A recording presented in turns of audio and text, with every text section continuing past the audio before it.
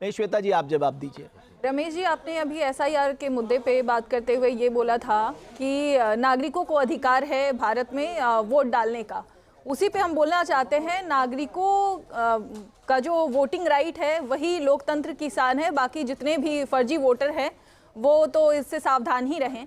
और दूसरी बात ये, अभी इन्होंने बोला था, सुजाता जी ने बोला था, चुनाव आयोग पे सवाल उठाते हुए उन्होंने बोला था कि जब ब्राज़ील की जो मॉडल थी उनका फोटो जो भी दिखाया गया उसमें उन्होंने बोला उन्होंने इलेक्शन कमीशन से सवाल किया था। आपने इलेक्शन कमीशन से सवाल नहीं किया था, राहुल गांधी जी ने इलेक्शन कमीशन से सवाल नहीं किया था। उन्होंने प्रेस कॉन्फ्रेंस किया था जिसके जरिए वो लोगों को गुमराह कर रहे थे और बाद में क्या निकल के आया देखिए, ब्राज़ीलियन जो मॉडल थी उन्होंने भी इस पे सफाई दी थी।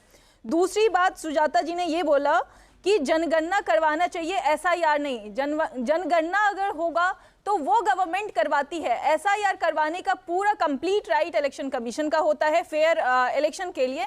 और जो ये बात कर रहे हैं कि नहीं होना चाहिए, जो वेस्ट बंगाल में आ रहा है उसका एक उदाहरण देना चाहते हैं।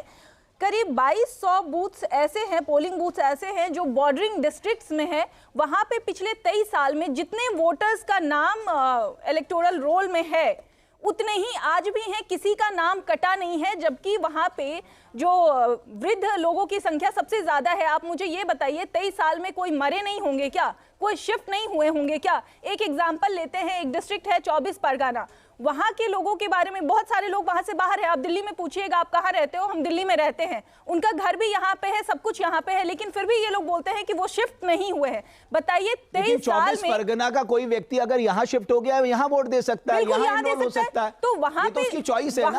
वहाँ पे तो उनका नाम, अगर वो परमानेंटली यहाँ पे शिफ्ट हो चुके हैं, वहाँ पे तो नाम उनका कटना चाहिए। 23 साल से ये चीज नहीं हुआ है। अगर नहीं हुआ है तो आपको करेक्शन की जरूरत है ना। ये तो रेगुलर होना चाहिए था, ये 2013 में भी होना चाहिए था, ये 2023 में भी होना चाहिए था। बिल्कुल नहीं आना चाहता, नहीं, बिल्कुल होना चाहिए था। अगर नहीं हुआ है तो आज हो रहा है। आप रिप्लाई करिए उसके बाद में।